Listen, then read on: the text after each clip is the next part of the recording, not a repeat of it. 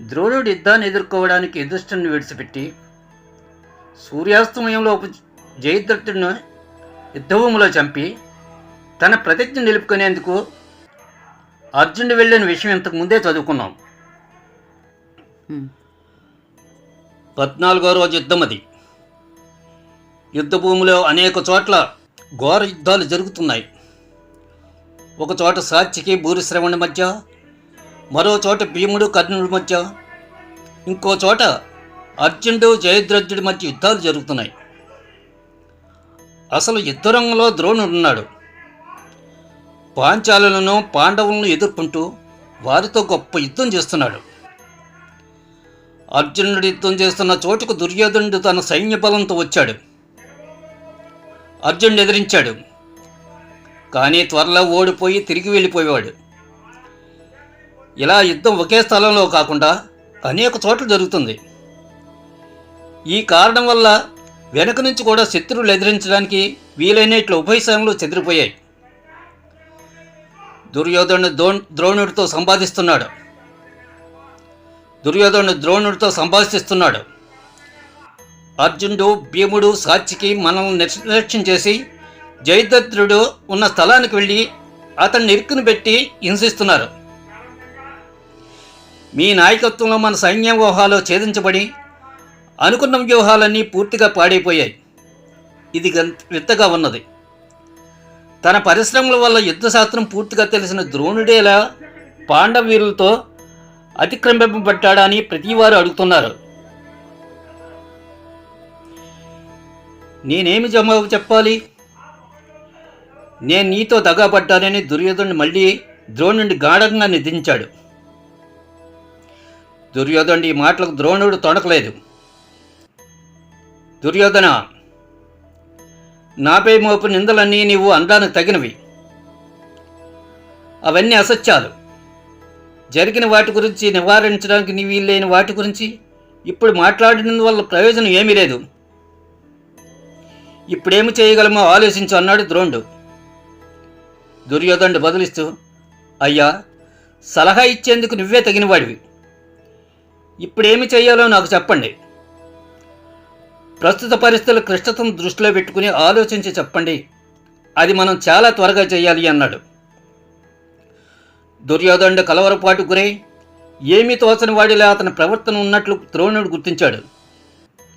దుర్యోధనుడిని ఉద్దేశించి ద్రోణుడు, కుమారా, పరిస్థితి చాలా కఠినంగానే ఉంది. ముగ్గురు అతిరథ మహారథులు మనల్ని అతిక్రమించి ముందుకు నడిపించారు. కానీ మనం ఎంత ఆందోళన చెందుతున్నామో అలాగే వారు ఆందోళన చెందడానికి కారణాలు ఉన్నాయి. మన పిరుదు భాగం ఎలా శత్రువాతకు పడడానికి వీలుగా ఉన్నదో వారిది కూడా అలాగే ఉంది. వారికి ఇరుపక్కల మనం ఉన్నాం కనుక వారి సైన్య పరిస్థితి సురక్షితంగా లేదు. ధైర్యంగా ఉండ. జయద్రథుడి వద్దకు మళ్ళీ వెళ్ళు. నీకు శక్తి ఉన్నంత వరకు అతడు సహాయం చెయ్యి.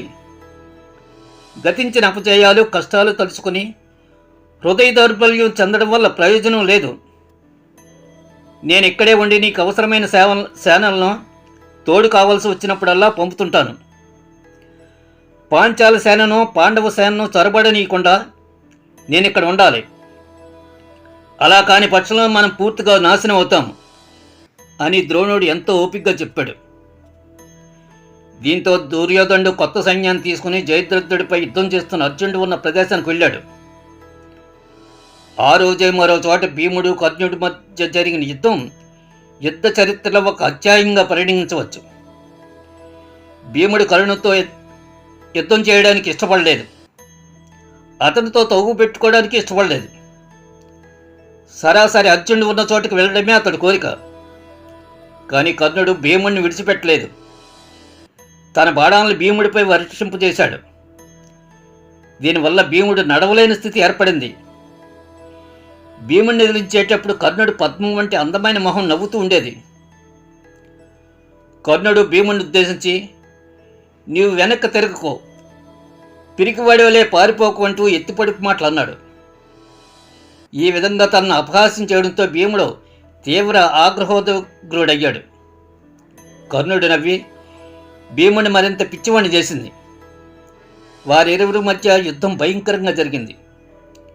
కర్ణుడు నవ్వుతూ సునాయాసంగా యుద్ధం చేస్తున్నట్లు కనిపిస్తుంటే భీముడి ముఖం ఎర్రగా రౌద్రం గలుపుతూ కనిపిస్తుంది. కర్ణుడు అలంత దూరం నుంచి గురి చూసి భీముడిపై బాణాలు వదులుతున్నాడు. కానీ భీముడు ఆ బాణాల బల్యాలను లక్ష్య పెట్టకుండా కర్ణుడితో కలియబడటానికి ప్రయత్నిస్తున్నాడు. కర్ణుడు చేసిన ప్రతి పని నిదానంగా సున్నితంగా పనితనంతో చేస్తున్నాడు. కానీ ఆశ్చర్యం కలిగించేలా భీముడిలో తన బలాన్ని ఉపయోగించడంలో తొందరపాటు, బుసకొట్టడం వంటి కనిపిస్తున్నాయి. భీముడి గాయాల నుంచి రక్తం కారుతుంది. ఆ గాయాలు అశోకృష్ణానికి నిండుగా పూలు పూసిన చందంగా కనిపిస్తున్నాయి. కానీ ఆ గాయాలను భీముడు లక్ష్య పెట్టలేదు. కర్ణుడు బాణాన్ని 2 ముక్కలు చేసి రథాన్ని బద్దలు చేశాడు. అప్పుడు కర్ణుడు వేరే రథం కోసం వెళ్తున్నాడు. కర్ణుడి ముఖంపై నవ్వు మాయమైంది. పొన్నమ రాత్రి సముద్రం పొంగినట్లు అతడు కోపం తారాస్థాయికి చేరింది. ఇద్దరు పులిల్లా బలాలు చూపారు. బుసలు కొట్టే పాముల్లో పోరాడారు. భీముడు తనను, అన్నదమ్ములను, ద్రౌపదిని పెట్టిన అవమానాలను, కష్టాలను గుర్తు తెచ్చుకున్నాడు. ప్రాణభీతిని వదిలి ఘోరంగా యుద్ధం చేశాడు. వారిరువురి రథాలు ఢీకున్నాయి. కర్ణుడు ధనస్సు విరిగింది. రథసారథి రథం నుండి పడిపోయాడు. కర్ణుడు అప్పుడు ఒక బల్యాన్ని భీముడిపై విసిరాడు. భీముడు సమస్ఫూర్తిగా తప్పుకుని కర్ణుడిపై బాణాలు వదిలాడు. కర్ణుడు మరో ధనస్సును ఎత్తాడు. కర్ణుడు ఏ రథం ఎక్కినా దాన్ని భీముడు భగ్నం చేస్తున్నాడు. కర్ణుడి అవస్థ చూసి దుర్యోధనుడు తన తమ్ముడైన దుర్ధయుణ్ణి ఉద్దేశించి, ఈ దుర్మార్గుడైన పాండవ కర్ణుడు చంపుతాడు. తక్షణమే నీ వెళ్ళి భీముడిని ఎదిరించి కర్ణుడి ప్రాణాన్ని రక్షించన్నాడు. అన్న ఆజ్ఞ మేరకు దుర్భయుడు భీముడిని ఎదిరించాడు. ఆగ్రహించిన భీముడు వరుసగా 7 బాణాలు విడిచాడు. వాటి దాటికి దుర్భయుడి రథసారథితో పాటు గుర్రాలు కూడా చనిపోయాయి. దుర్భయుడు తీవ్రంగా గాయపడ్డాడు. నేల మీద పడి కొట్టుకున్నాడు. శరీరం నుంచి స్రవించి మడుగులు కొడుతున్న రక్తాన్ని చూసి కర్ణుడు విచారగ్రస్తుడే చనిపోతున్న దుర్ధయుడి చుట్టూ మర్యాదపూర్వకంగా విషాద సూచకంగా ప్రదర్శన చేశాడు. భీముడు మాత్రం యుద్ధం మానలేదు. కర్ణుడు బహువిధాల ఎదిరించి కష్టపెట్టాడు. మళ్ళీ కర్ణుడు మరో రథం ఎక్కి బాగా గురి చూసి భీముడిపైకి ఒక బాణం వదిలాడు. ఆ బాణం తగిలిన బాధతో ఆగ్రవాహసుడైన భీముడు తన గదను కర్ణుడిపైకి విసిరాడు. దాంతో కర్ణుడి రథం విరిగిపోయింది. రథసారథిని గుర్రాలను చంపాడు. దీంతో కర్ణుడు భూమిపై తన ధనస్సును తీసుకుని నిలబడ్డాడు. దుర్యోధనుడు తన తమ్ముడు దుర్ముఖుని పంపి కర్ణుడు అతని రథం మీదకి తీసుకువెళ్లే ప్రయత్నం చేశాడు. ధృతరాష్ట్రుడు మరో కుమారుడు చావడానికే తన ముందుకొచ్చాడని భావించిన భీముడు అతడిపైకి వరుసగా 9 బాణాలు వదిలాడు.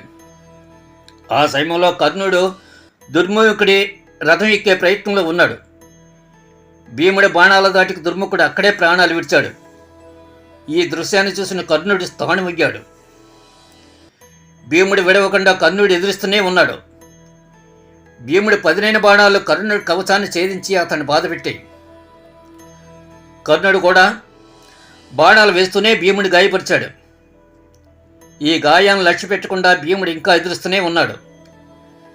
తనకు సహాయం చేయడానికి వచ్చిన దుర్యోధనుడి తమ్ముళ్ళు ఒకరి తర్వాత ఒకరు భీముడి చేతిలో చనిపోవడం చూసిన కర్ణుడు భరించలేకపోయాడు. ఈ విషాదంతో పాటు తన గాయాల బాధతో కర్ణుడు ధైర్యాన్ని కోల్పోయి ఓటమి పాలే వెళ్ళిపోతున్నాడు. భీముడు తన విజయ సూచిక నాదం చేయగా కర్ణుడు వారవలేకపోయాడు. మళ్ళీ అతడు వెనక్కి తిరిగి వచ్చి యుద్ధానికి దిగాడు.